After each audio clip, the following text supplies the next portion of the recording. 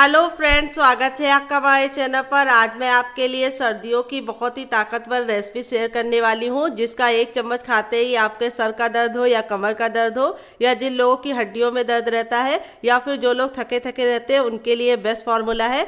और जिन लोगों की नज़र कमज़ोर है या फिर जो लोग कंप्यूटर पर बहुत देर तक काम करते हैं उनके लिए ये रेसिपी लाभकारी है, क्योंकि इस रेसिपी के खाने से आपकी आंखों की रोशनी तेज हो जाएगी और बल्कि आपकी आंखों का चश्मा हट जाएगा अगर आप 10 दिन तक इसका मेरे बताए तरीके से सेवन करेंगे तो फ्रेंड, ये रेसिपी उन लोगों के लिए भी लाभकारी है जो लोग इस सर्दियों में ऑफिस जा रहे हैं या फिर जो बच्चे स्कूल जा रहे हैं। तो फ्रेंड, चलिए इस मज़ेदार सी रेसिपी को बनाना शुरू करते हैं। कुछ टिप एंड ट्रिक के साथ इस रेसिपी को शेयर किया है, वैसे ही आपको फॉलो करना है, आपका रिजल्ट बहुत ज़्यादा बेस्ट आएगा। और ये रेसिपी पूरे आप 6 महीने तक स्टोर कर सकते हैं। और जो महिलाएं घर में बहुत ज़्यादा काम करती है उनके लिए रेसिपी बहुत ज़्यादा लाभकारी है। ये आपकी बहुत ज़्यादा चीज़ों में मदद करेगी, जैसे आपके बाल के झड़ने में या फिर आपकी स्किन की प्रॉब्लम में या फिर आपके जो बहुत ज़्यादा आंखों के नीचे डार्क सर्कल आ जाते हैं उसमें भी ये बहुत ज़्यादा फ़ायदा करेगी। तो चलिए इस रेसिपी को बनाना शुरू करते हैं। तो इस रेसिपी को बनाने के लिए मैंने 2 चीज़ों का इस्तेमाल किया है। सबसे पहले तो वो क्या है आइए आपको बता देते हैं।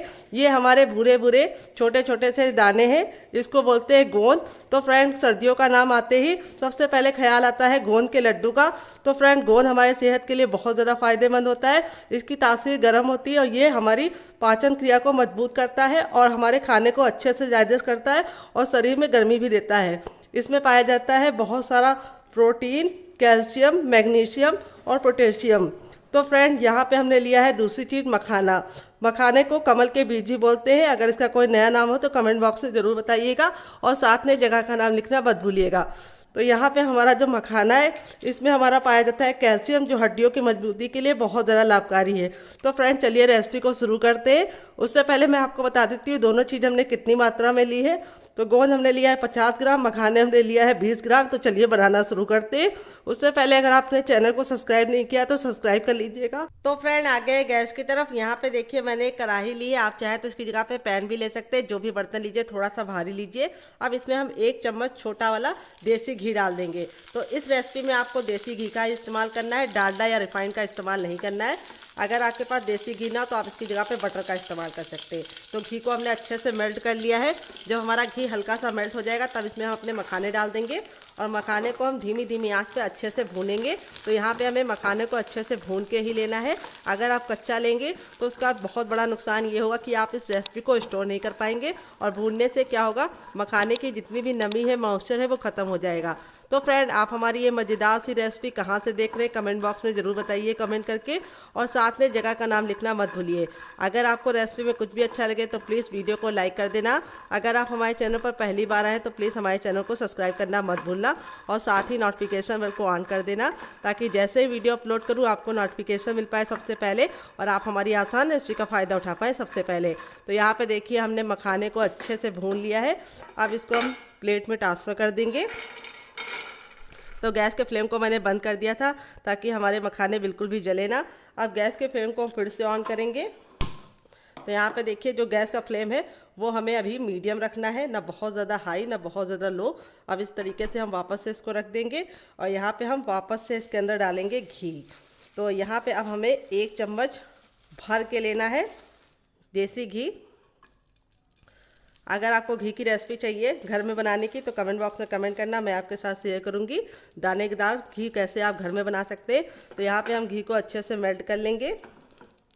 जो गैस का फ्लेम है वो मीडियम रखना है, हाई फ्लेम पर नहीं पकाना है घी को, नहीं तो घी टेस्ट में भी अच्छा नहीं आता और लुक भी नहीं अच्छा आता है। अब इसमें हम गोंद डालेंगे, जो हम थोड़ा थोड़ा डालेंगे। यहाँ पे एक साथ गोंद नहीं डालना है और गोंद को हमें डाल के 10 से 15 सेकंड इसको अच्छे से चलाते हुए भूनना है।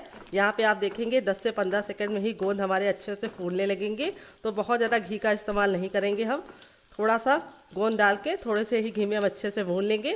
तो यहाँ पे आपको अच्छे से चलाते हुए इसको भूनना है, क्योंकि अगर आपका गोंद कच्चा होगा तो जब आप खाएंगे तो आपके दांतों में चिपकेगा और अच्छा सा टेस्ट भी नहीं आएगा और रेसिपी आप स्टोर भी नहीं कर पाएंगे। तो यहाँ पे देखिए इस तरीके से हमारा गोंद हो गया है, इसी में हम इसको निकाल लेंगे।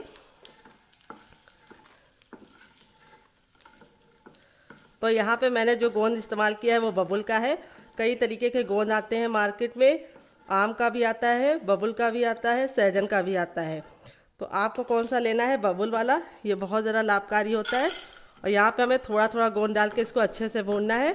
ख्याल ये रखना है कि हाई फ्लेम पे नहीं भूनना है, नहीं तो जो गोंद होता है वो बहुत जल्दी जल जाता है और कच्चा भी रह जाता है। तो चलिए फटाफट सारे गोंद को हम भून लेते हैं, फिर आपसे मिलते हैं। तो फ्रेंड देखिए, लास्ट वाला बैच भी मैंने अच्छे से गोंद को बना लिया है, यानी फ्राई कर लिया है। यहाँ पे मैंने बहुत ही कम तेल में इसको तला है।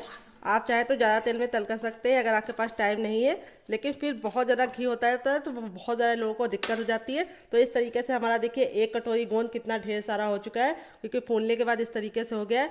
और अब मैं आपको इसको चेक करने का तरीका बताऊंगी। ये देखिए इस तरीके से लिया है। अगर आप इसको तोड़ें तो बिल्कुल अच्छे से इसका पाउडर बनना चाहिए, तभी आपका समझ लीजिए गोंद बिल्कुल अच्छे से भुना है। ये देखिए बिल्कुल अच्छे से पाउडर बनना है, बिल्कुल अच्छे से क्रिस्पी है। ये देखिए अब इसको हम ठंडा कर लेंगे, और जब तक ये ठंडा होगा इसे साइड में रखेंगे और आगे का काम करेंगे। तो चलिए इसको साइड में रख देते हैं। यहाँ पे देखिए मैंने कढ़ाई को वापस से गर्म कर लिया। जब हमारी कढ़ाई गर्म हो जाएगी तब इसमें हम थोड़ा सा घी डाल देंगे, आधा चम्मच तक वापस। तो इस रेसिपी में मैं कम से कम घी का इस्तेमाल कर रही हूँ। तो घी को हमें अच्छे से गर्म कर लेना है। जब तक हमारा घी गर्म नहीं होगा हमें कुछ भी नहीं करना है। और गैस का फ्लेम हमें मीडियम ही रखना है, ना हाई रखना है ना ही लो रखना है, मीडियम फ्लेम पे ही काम करेंगे। और जब हमारा घी अच्छे से गर्म हो जाएगा तब इसमें हम डालेंगे क्या, आइए आपको बता देते हैं, पोस्तक दाना, जिसको खसखस भी बोलते हैं। और ये हमारे सेहत के लिए बहुत ज़्यादा लाभकारी होते हैं। छोटे छोटे से ये दाने सेहत का खजाना है, क्योंकि इसको खाने से हमारी बहुत सारी समस्याओं में हमें फ़ायदा मिलता है। सबसे पहले तो ये प्रोटीन और फाइबर और विटामिन सी से भरपूर होते हैं। ये पेट के लिए बहुत ज़्यादा लाभकारी होते हैं। अगर आपकी पाचन क्रिया सही नहीं है तो आप इसका इस्तेमाल ज़रूर कीजिए। दूसरी बात, आपकी याददाश्त को बढ़ाने में बहुत ज़्यादा लाभकारी होते हैं। जिन बच्चों को चीज़ें जल्दी से याद नहीं होती है, जिनकी याददाश्त कमज़ोर होती है और स्कूल में उनको जो दिया जाता है वो याद नहीं होता है, तो उनके लिए तो ये बहुत ज़्यादा लाभकारी है। और दूसरी बात, आपकी याददाश्त को बढ़ाने के साथ साथ जिन लोगों को नींद नहीं आती उनकी नींद की समस्या को भी दूर करता है। अब इसमें हम डाल देंगे थोड़े से खरबूज के बीज, और गैस के फ्लेम को हम बंद कर देंगे। तो खरबूज के जो बीज होते हैं, तो यहाँ पे सॉरी ये तरबूज के हैं, खरबूज के नहीं है। तो दोबारा जो हम डालेंगे वो है हमारे खरबूज के। तो ये जो बीज होते हैं ये हमारे सेहत के लिए बहुत ज़्यादा फ़ायदेमंद होते हैं, क्योंकि इनकी तासीर ठंडी होती है। तो हम जब गर्म चीज़ों का इस्तेमाल करते हैं तो इस तरीके से इसके अंदर हम कुछ चीज़ें ऐसी डालते हैं जिसकी तासीर ठंडी होती है, तो दोनों बैलेंस हो जाती है और हमारे शरीर के लिए लाभकारी होती है और हमें नुकसान नहीं करती है। फिर लास्ट में हम इसमें डालेंगे यहाँ पे सौंठ का पाउडर, जो हम अदरक को सुखा के बनाते हैं। तो ये मेरा घर का बना है। अगर आपको इसकी रेसिपी चाहिए तो कमेंट बॉक्स में कमेंट करना, आपके साथ शेयर करेंगे। और गैस के फ्लेम को मैंने बंद कर दिया है, क्योंकि जो कढ़ाई की हीट होगी उसी से ये अच्छे से कुक हो जाएगा। तो अदरक अगर आपके पास पाउडर फॉर्म में है यानी सोट फॉर्म में है तो आप ले लीजिए, नहीं है तो आप अदरक को डायरेक्टली पीस के भी ले सकते हैं। तो यहाँ पे सोट हमारे लिए बहुत ज़्यादा लाभकारी होती है। सोट से हमारे शरीर को बहुत ज़्यादा गर्माई मिलने के साथ साथ हमारी हड्डियों को मजबूती मिलती है। और दूसरी बात, हमारे शरीर में एक बहुत ही अच्छी सी एनर्जी भी ये प्रदान करते हैं। अब इसके बाद हम इसमें डालेंगे दूसरी चीज़, वो है एंटीबायोटिक हल्दी। हल्दी तो कितनी लाभकारी है किसी को बताने की ज़रूरत नहीं है। ये हमारे खून को साफ़ करने के साथ साथ हमारे शरीर में होने वाली बहुत सारी बीमारियों को दूर रखता है। और दूसरी बात, आपके अगर फेस पे बहुत ज़्यादा मुर्दापन यानी बहुत ज़्यादा थकान सी रहती है तो आप हल्दी का सेवन जरूर कीजिए। इससे आपके शरीर में बहुत ही अच्छा ग्लो आता है और आपके बालों के लिए बहुत ज़्यादा लाभकारी होती है हल्दी। तो यहाँ पे देखिए हल्दी हमें लास्ट में डालनी है, क्योंकि इसको पकने में बहुत ही कम टाइम लगता है। यहाँ पे सारी चीज़ों को हमने 2 से 3 मिनट तक अच्छे से भून लिया है। अब इसको एक प्लेट में निकाल कर ठंडा कर लेंगे। तो चलिए जब तक ये ठंडा और इसे साइड में रख देते हैं और दूसरा काम करते हैं। तो यहाँ पे देखिए मैंने वापस से कढ़ाई को गर्म कर लिया। अब इसमें हम आधा चम्मच देसी घी डालेंगे, बस आधा चम्मच ही डालना है। और अब हम क्या करेंगे, घी को अच्छे से मेल्ट कर लेंगे। फिर इसके बाद हम इसमें डालेंगे बादाम, जिसमें पाया जाता है magnesium, iron, vitamin E, protein. बादाम हमारे बच्चों के विकास के लिए बहुत ज़्यादा लाभकारी है। ये आपके शरीर को गर्माहट देने के साथ साथ आपकी याददाश्त को भी अच्छे से इम्प्रूव करते हैं। और अगर आपको नींद नहीं आती है, बहुत ज़्यादा बेचैनी रहती है या फिर माइग्रेन की प्रॉब्लम है तो उसमें बहुत ज़्यादा लाभकारी होते हैं। यहाँ पे मैंने कितना लिया है बादाम, 50 ग्राम बादाम लिया है। तो यहाँ पे बादाम को भी हम 10 से 15 सेकंड अच्छे से भून लेंगे, काला बिल्कुल भी नहीं करना है। जब हमारा बादाम अच्छे से भुन जाएगा तो हम इसको निकाल लेंगे एक प्लेट में।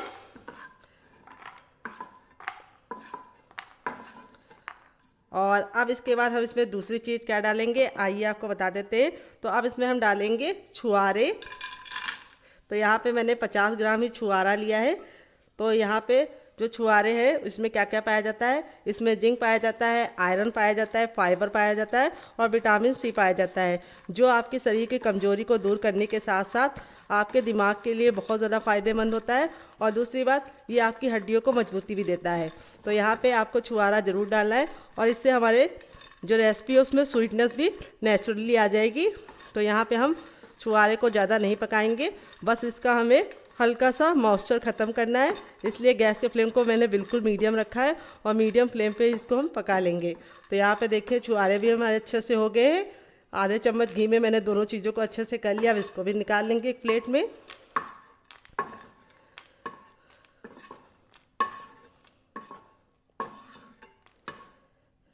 अब इसके बाद हम क्या करेंगे, आइए आपको बता देते हैं। अब इसके बाद हम इसमें वापस से थोड़ा सा देसी घी डालेंगे, आधा चम्मच, और इसको अच्छे से मेल्ट होने देंगे। जैसे ही हमारा घी अच्छे से मेल्ट हो जाएगा तब इसमें हम क्या डालेंगे, आइए आपको बता देते हैं। अब इसमें हम डालेंगे किशमिश। तो किशमिश हमारी दांतों की मजबूती के लिए बहुत ज़्यादा फ़ायदेमंद होता है। जिन बच्चों के दांत कमज़ोर होते हैं, ज़रा सा कुछ खाते हैं दांत हिलने लगते हैं, उनको आप किशमिश ज़रूर दीजिए। तो किशमिश आपकी हड्डियों को भी मजबूत करता है और इसमें प्रोटीन और कैल्शियम और मैग्नीशियम पाया जाता है। तो यहाँ पे हमें अच्छे से किशमिश को भी पका लेना है घी में। जब हमारे किशमिश अच्छे से फूल जाएंगे तब तक हम इसको अच्छे से चलाते हुए पका लेंगे। यहाँ पे अगर आपके पास किशमिश ना हो तो आप इसकी जगह पे कोई और ड्राई फ्रूट का इस्तेमाल कर सकते हैं, जैसे आप इसमें अखरोट भी डाल सकते हैं। तो यहाँ पे देखिए अच्छे से हमारा जो किशमिश था बिल्कुल अच्छे से फूल गया है, बहुत ही कम घी में। तो आप चाहे तो थोड़ा सा ज़्यादा भी ले सकते हैं अगर आपको जल्दबाजी है, लेकिन थोड़ा आराम से काम करेंगे तो अच्छे से हमारा फूल जाएगा कम घी में। तो यहाँ पे देखिए हमारा हो गया है किशमिश डन, काला बिल्कुल भी नहीं करेंगे। अब इसको भी निकाल लेंगे और अब इसके बाद हम इसमें क्या डालेंगे, जो बचा हुआ घी है उसमें हम डाल देंगे नारियल, जो हमने इस तरीके से ग्रेट करके लिया है। यहाँ पे हमने 100 ग्राम नारियल को इस तरीके से ग्रेट कर लिया है। नारियल हमारे खून को साफ़ करने के साथ साथ हमारे चेहरे पे बहुत ही अच्छा सा ग्लो लेके आती है। जिन लोगों का चेहरा बहुत ज़्यादा डल रहता है, ग्लोइंग स्किन नहीं रहती है, वो नारियल का इस्तेमाल कीजिए, आपके चेहरे में आपको फ़र्क नज़र आएगा। और ये आपके बालों की मजबूती देने के साथ साथ आपके स्किन को चमकदार बनाते हैं। तो यहाँ पे हमें नारियल के लच्छे को लिया है, तो इसलिए हम इसको ज़्यादा नहीं पकाएंगे, 10 से 15 सेकंड अच्छे से भून लेंगे, इससे ज़्यादा नहीं भूनना है। तो यहाँ पे देखिए हमने धीमी धीमी आंच पे नारियल को भूना है, क्योंकि इसके लच्छे बहुत ही जल्दी काले हो जाते हैं और इसमें बहुत ही अच्छा सा फैट होता है, जो हमारी बॉडी के लिए, स्किन के लिए, बालों के लिए बहुत ज़्यादा लाभकारी होता है। अब इसको एक प्लेट में निकाल लेंगे, तो चलिए निकाल लेते हैं। तो यहाँ पे देखिए वापस से मैंने कढ़ाई को गर्म कर लिया है। अब इसमें हम थोड़ा सा और घी डाल देंगे, ऑयल नहीं डालेंगे, घी ही डालेंगे, सिर्फ आधा चम्मच। और अब इसमें हम क्या डालेंगे, हम इसमें डालेंगे काजू, जो हमने वेट ने मुश्किल से लिया है 20 ग्राम, और 5 ग्राम हमने लिया है पिस्ता। तो यहाँ पे अगर आपके पास पिस्ता ना हो तो आप पिस्ता को स्किप कर सकते हैं, लेकिन पिस्ता खाने से बहुत ज़्यादा फ़ायदा होता है। काजू और पिस्ता में पाया जाता है कैल्शियम और विटामिन B6, और जो आपकी हड्डियों को मजबूती देने के साथ साथ आपकी आंखों के नीचे की स्वेलिंग यानी पफी आइज को कंट्रोल करता है। बहुत सारे लोगों की शिकायत होती है कि जब वो सो के उठते हैं तो उनकी आंखें फूली फूली रहती है, तो इसको सेवन करने से आपकी वो समस्या का समाधान मिलेगा।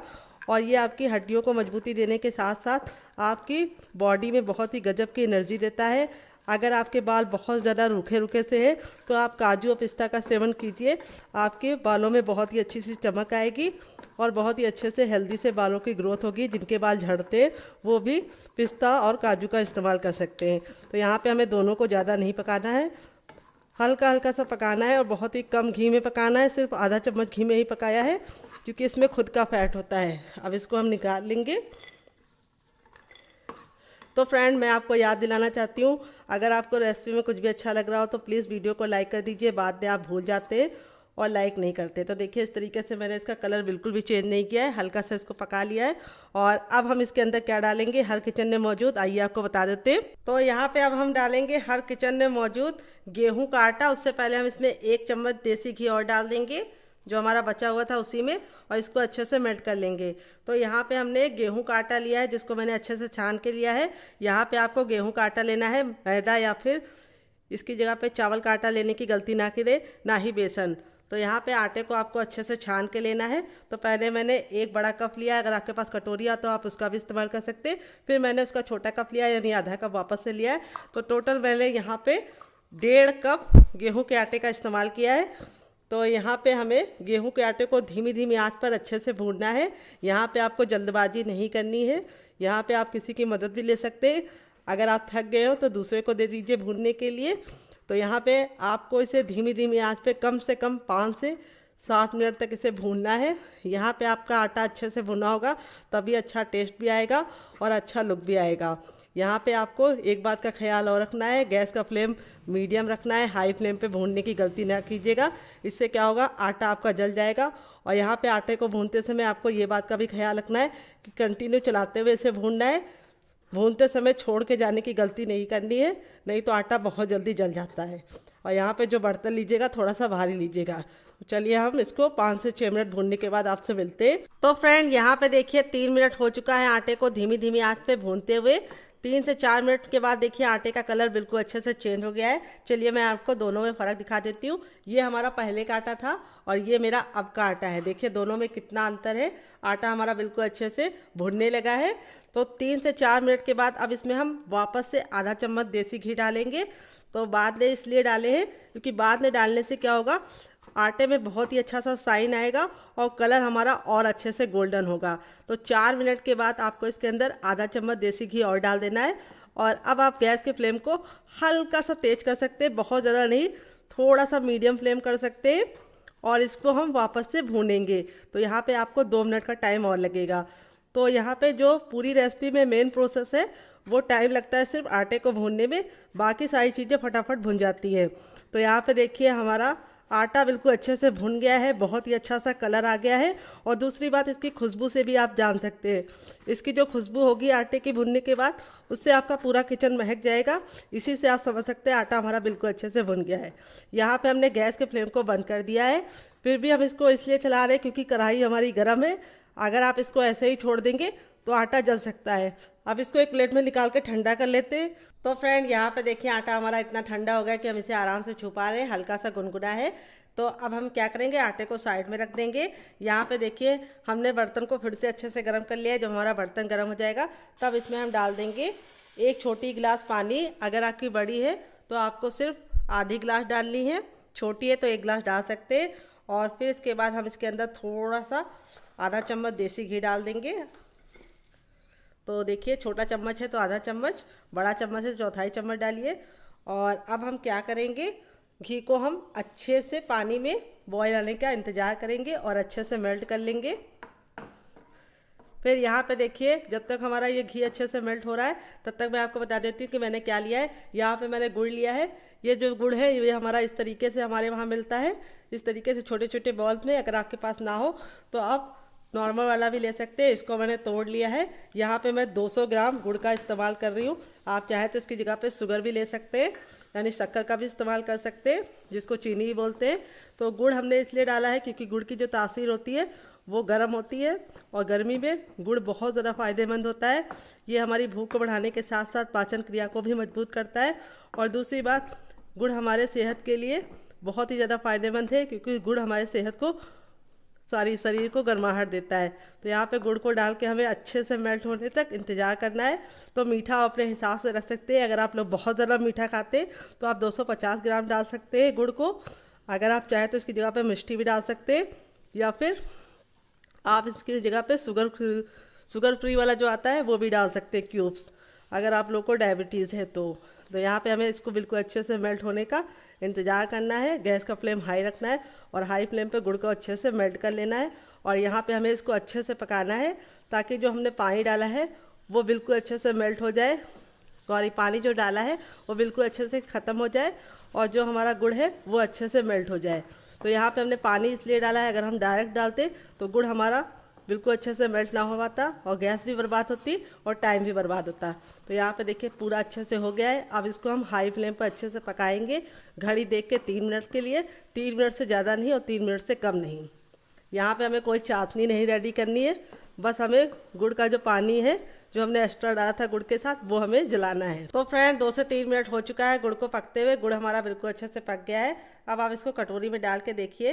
ये देखिए कटोरी में जब हम इसको डाल रहे हैं थोड़े से पानी में, आपको दिख रहा है नहीं कमेंट बॉक्स में बताना। तो ये बिल्कुल अच्छे से पानी में मिल नहीं रहा है, इस तरीके से हल्का सा थिक है। बहुत ज़्यादा जमने वाला नहीं बनाना है आपको। आप इस तरीके से भी चेक कर सकते हैं। लाइटिंग की वजह से आपको दिख नहीं रहा होगा, तो देखिए इस तरीके से लीजिए और फिंगर पे हल्का सा अप्लाई कीजिए। अगर आपको चिपचिपा सा हल्का सा महसूस हो रहा है तो समझ जाइए गुड़ पक गया है। तो यहाँ पे देखिए अब इसको हम ठंडा होने के लिए छोड़ देंगे। अभी बहुत ज़्यादा गर्म है, तो जब तक ये ठंडा होगा तब तक हम इसे साइड में रखेंगे और दूसरा काम करेंगे। तो यहाँ पे देखिए गोंद हमारे बिल्कुल अच्छे से ठंडे हो चुके हैं। अब हम यहाँ पे ले लेंगे सबसे छोटा वाला मिक्सी का जार। यहाँ पे आपको ख्याल ये रखना है बड़ा वाला नहीं लेना है, सबसे छोटा वाला ही लेना है गोंद को पीसने के लिए। और दूसरी बात आपको ख्याल ये रखना है जार जो ले रहे हैं बिल्कुल अच्छे से सूखा होना चाहिए, बिल्कुल भी इसमें नमी या पानी नहीं होना चाहिए। अगर हो तो आप इसको पोंछ के अच्छे से फैन के नीचे रख दीजिए, तब इसके अंदर इस तरीके से हम डालेंगे। एक बार में इतना ही डालना है जितना कि ये आसानी से पिस पाए। अगर आप बहुत ज़्यादा भर देते हैं तो इसको घूमने में दिक्कत होती है और पिस नहीं पाता है। तो आप चलिए इसको पीस लेते हैं, हल्का सा दरदरा पीसेंगे। तो चलिए पीस के लेके आते हैं, फिर आपको दिखाते हैं। तो फ्रेंड यहाँ पे देखिए मैंने इसको पीस लिया है। बस 1 से 2 बार मिक्सी को चलाकर रोक दिया और इस तरीके से दरदरा पीसा है। अब इसको हम एक प्लेट में ट्रांसफ़र कर लेंगे। तो यहाँ पे देखिए इस तरीके से हम प्लेट में इसको निकाल लेते हैं सारा का सारा। तो यहाँ पे आपको ख्याल ये रखना है कि इसको हमें बहुत पाउडर नहीं बनाना है, हल्का सा दरदरा ही पीसना है।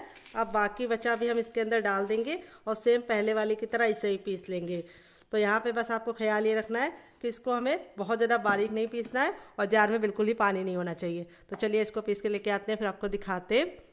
तो फ्रेंड यहाँ पे देखिए दूसरा भी मैंने पीस लिया है। तो अब इसको भी हम निकाल लेंगे। और यहाँ पे देखिए जो हमारे मखाने थे वो भी अच्छे से ठंडे हो गए। तो अब हम मखानों को इसके अंदर ट्रांसफ़र कर देंगे और हम मखानों को भी पहले की तरह जैसे हमने गोंद को दरदरा पीसा था इसको भी हम दरदरा ही पीसेंगे। तो चलिए पीस के लेके आते हैं, फिर आपको दिखाते हैं। तो यहाँ पे देखिए मखानों को भी मैंने दरदरा ही पीसा है। 1 से 2 बार मिक्सी को चलाकर रोक दिया था। अगर इसमें 1-2 मखाने साबुत भी रह जाते हैं तो उसको हम निकाल लेंगे, लेकिन हम इसको मोटा मोटा ही पीसेंगे। तो यहाँ पे देखिए जो साबुत मखाने हैं जो नहीं पिस पाए हैं उसको हम निकाल लेंगे। कि देखिए, लेकिन हमें इसको बारीक नहीं करना है, इस तरीके से मोटा मोटा दरदरा पीसेंगे तो बहुत ही अच्छा सा रिजल्ट आएगा। अब ये जो हमारा बाकी बचा मखाना था उसको भी हम पीस लेंगे। तो चलिए इसको भी पीस लेते हैं। तो फ्रेंड यहाँ पे देखिए दूसरा बैच में मैंने मखानों का पीस लिया है। अब इन दोनों को हम अच्छे से मिला देंगे हल्के हल्के हाथों से। तो यहाँ पे हमें गोंद के साथ मखानों को अच्छे से मिला देना है। ये देखिए हल्के हल्के हाथों से, ताकि मखाने और भी बिल्कुल अच्छे से दबे ना और इसी तरीके से रहे। देख लीजिए कितना सुंदर सा लुक आ रहा है। और अब हम क्या करेंगे, इसको हम साइड में रख देंगे। तो चलिए इसको साइड में रख देते हैं। अब इसमें हम क्या डालेंगे आइए आपको बता देते हैं। तो अब इसमें हम डालेंगे अपना किशमिश, छुआरा और बादाम वाला। तो यहाँ पे हम इस तरीके से इसको डाल देंगे और इसको भी हम दरदरा पीस लेंगे। तो चलिए पीस के लेके आते हैं, फिर आपको दिखाते हैं। तो फ्रेंड यहाँ पे देखिए इसको भी मैंने दरदरा पीसा है, बहुत ज़्यादा फाइन नहीं पीसा है। अब इसको एक प्लेट में निकाल लेंगे। ये देखिए इस तरीके से आपको भी दरदरा पीसना है, इससे बहुत ही सुंदर सा लुक आएगा। तो यहाँ पे अब हमारा जो बाकी बचा हुआ था उसको भी हम इसके अंदर डाल देंगे और इसको भी हम पीस लेंगे। तो चलिए पीस के लेके आते हैं, फिर आपको दिखाते हैं। तो फ्रेंड यहाँ पे देखिए इसको भी मैंने पीस लिया है। अब इसको निकाल लेंगे और अब इसके अंदर हम क्या डालेंगे मिक्सी जार में आइए आपको बता देते हैं। तो अब इसके अंदर हम डालेंगे अपना काजू और पिस्ता और इसी के साथ हम इसमें 6 डालेंगे हरी इलायची। तो यहाँ पे मैं फ्रेश वाली डाली, इससे बहुत ही अच्छा टेस्ट आएगा। अगर आपके पास फ्रेश वाली ना हो तो आप इसकी जगह पे क्या इस्तेमाल कर सकते हैं, इलायची का पाउडर। तो चलिए इसको भी पीस लेते हैं, फिर आपसे मिलते हैं। तो फ्रेंड यहाँ पे देखिए मैंने बिल्कुल अच्छे से पीस लिया है और इसमें इलायची की इतनी अच्छी खुशबू आ रही है कि इससे पूरा किचन महक रहा है। आपका भी महकेगा, बहुत ही अच्छा सा रिजल्ट आएगा। तो यहाँ पे मैंने देखिए इसको भी पीस लिया है। अब इसको हम निकाल लेंगे सारा का सारा। अब हमें कुछ भी नहीं पीसना है, बाकी जो चीज़ें हैं वो हम साबुत डालेंगे। तो चलिए हम ले आते हैं बड़ा सा बर्तन जिसके अंदर हम पूरा रेसिपी को बनाएंगे। तो चलिए लेके आते हैं, फिर आपको दिखाते हैं। तो यहाँ पे देखिए एक बड़े साइज का बर्तन ले लिया है। अब इसके अंदर हम ट्रांसफ़र कर देंगे अपना मखाना और गोंद। फिर इसके बाद हम इसमें डाल देंगे अपना यहाँ पे काजू और पिस्ता और इलायची का जो हमने दरदरा बना के रखा था।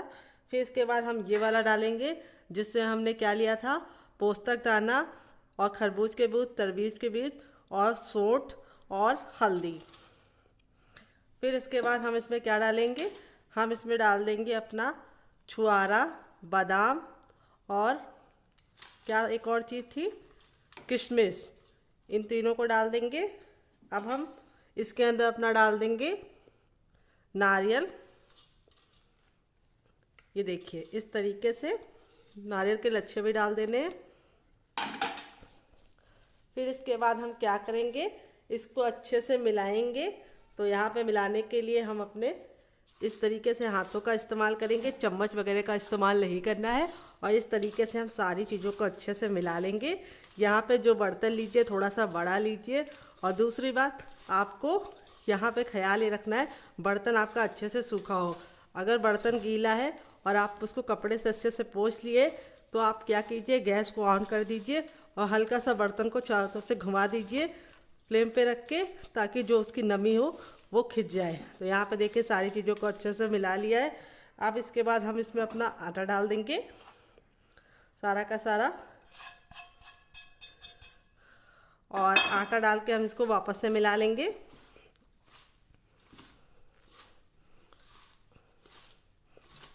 ये देखिए आटा डाल के हमने बिल्कुल अच्छे से मिला लिया है। और अब हम इसके अंदर अपना डालेंगे ये वाला गुड़ वाला चाशनी, जिसको हमने मिक्सी के जार में इसलिए ले लिया था क्योंकि जार हमारा बिल्कुल अच्छे से सूखा था। यहाँ पे मैं गिलास वगैरह में इसको ट्रांसफ़र करती तो गिलास में थोड़ा सा पानी लगा था, तो इसीलिए मैंने इसको मिक्सी के जार में डाल दिया। हल्का सा जब गरम गरम सा होगा तभी हम इसके अंदर मिला देंगे। ये देखिए, तो मीठा अपने हिसाब से रख सकते हैं। अगर आपको लगे कि चाशनी कम है तो आप क्या कर सकते हैं, थोड़ा सा और बना के डाल सकते हैं। लेकिन मेरी तरीके से, मेरे मेजरमेंट के साथ काम करेंगे तो बिल्कुल भी कम नहीं पड़ेगी। और इस तरीके से हम इसको अच्छे से मिला लेंगे आपस में। तो यहाँ पे देखिए इस तरीके से बाइंड हो रहा है, ये बिल्कुल भी कमी नहीं है। अगर आप चाहें तो इसमें, अगर आपको कमी लगे बाइंडिंग में थोड़ी सी मॉइस्चर की, तो आप इसमें थोड़ा सा देसी घी भी गर्म करके डाल सकते हैं। तो परफेक्ट है। अब हम इसको बांधेंगे। तो यहाँ पे बांधने से पहले हम थोड़ा सा देसी घी लगा लेंगे और फिर बांधेंगे। तो चलिए हाथों को वॉश करके लेके आते हैं सुखा के, फिर इसको बांधेंगे। आप अगर चाहे तो इसको ऐसे भी स्टोर कर सकते हैं और रोज़ाना इसका 1 चम्मच सेवन करके आप 100 बीमारियों से दूर हो सकते हैं।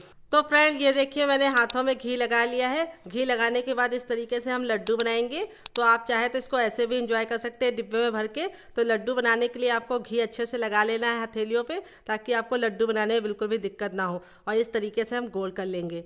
तो यहाँ पे देखिए लड्डुओं का जो साइज है वो आपको बहुत ज़्यादा ना बड़ा बनाना है ना बहुत ज़्यादा छोटा बनाना है। इस तरीके से लड्डू बनाएंगे। तो आपको कैसे यूज़ करना है वो भी हम आपको बताएंगे। तो यहाँ पे हम लड्डुओं का साइज बहुत ज़्यादा बड़ा नहीं बनाएंगे। अगर आप बच्चों को दे रहे हैं तो 1 लड्डू मत दीजिएगा, आधा दीजिएगा। अगर आप अपने लिए यूज़ कर रहे हैं तो आप 1 लड्डू रोज़ सुबह शाम खा सकते हैं, खाना खाने के बाद भी और खाना खाने के पहले भी। ये लड्डू आपके लिए बहुत ज़्यादा लाभकारी है। ये आपकी हड्डियों का दर्द या फिर सर दर्द, बालों का गिरना और आँखों की रोशनी को तेज करता है और बच्चों के दिमाग का विकास करता है। तो चलिए फटाफट लड्डू बना लेते हैं, फिर आपसे मिलते हैं। तो फ्रेंड बनकर रेडी हो चुके हैं हमारे मज़ेदार से लड्डू, जो सेहत का खजाना है। ये आपके कमर दर्द को, सर दर्द को, माइग्रेन की प्रॉब्लम को और बालों को और आँखों को बहुत ही ज़्यादा लाभ पहुंचाएंगे। बहुत ज़्यादा लाभकारी ये लड्डू है। और इस लड्डू का आपको सेवन कैसे करना है आइए मैं आपको बता देती हूँ। तो इस लड्डू को आप सबसे ज़्यादा फ़ायदा मिलेगा दूध के साथ खाने से। अगर आपको दूध नहीं पसंद है तो आप इसे गर्म पानी के साथ खाएंगे तब भी आपको फ़ायदा करेगा। अगर आप बच्चों को दे रहे तो सिर्फ आधा देना। अगर आप बड़े हैं और आपकी उम्र 30 साल है तो आप पूरा लड्डू खा सकते हैं। अगर उससे कम है तो आपको आधे से थोड़ा ज़्यादा करना है। यानी खाना है। अब मैं आपको तोड़ कर दिखाती हूँ लड्डू हमारा कितना परफेक्ट बना है, कितना माउथ मेल्टिंग बना है, बिल्कुल सॉफ्ट सा लड्डू है। और आप इसे खाइए, आपको इसके बहुत सारे फायदे मिलेंगे। तो अगर आपको लड्डू की रेसिपी में कुछ भी अच्छा लगे तो प्लीज़ वीडियो को लाइक कर देना, शेयर कर देना। अगर आप चम्मच से खा रहे हैं तो आपको 1 बड़ा चम्मच खाना है प्रतिदिन, इससे आपको बहुत ज़्यादा फायदा होगा। और इसका सेवन आप सुबह शाम दोनों टाइम कर सकते हैं, बिल्कुल भी नुकसान नहीं करेंगे आपके लिए। तो चलिए मिलते हैं बहुत ही जल्दी नई रेसिपी के साथ। इस लड्डू की रेसिपी में अगर आपको कुछ भी यूज़फुल लगा हो तो प्लीज़ वीडियो को लाइक कर देना। अगर आपने अभी तक हमारे चैनल को नहीं सब्सक्राइब किया है तो सब्सक्राइब कर लेना, साथ ही नोटिफिकेशन बेल को ऑन करना ताकि जैसे वीडियो अपलोड करूँ आपको नोटिफिकेशन मिल पाए सबसे पहले। और आप हमारी ये मज़ेदार सी लड्डू की रेसिपी कहाँ से देख रहे हैं कमेंट बॉक्स में कमेंट करके बताइए, और साथ में जगह का नाम लिखना मत भूलिए। तो चलिए मैं जा रही हूँ इस लड्डू को एंजॉय करने और फैमिली वालों को दे दें। तो चलिए मिलते हैं नेक्स्ट वीडियो में। Love you all, bye and take care.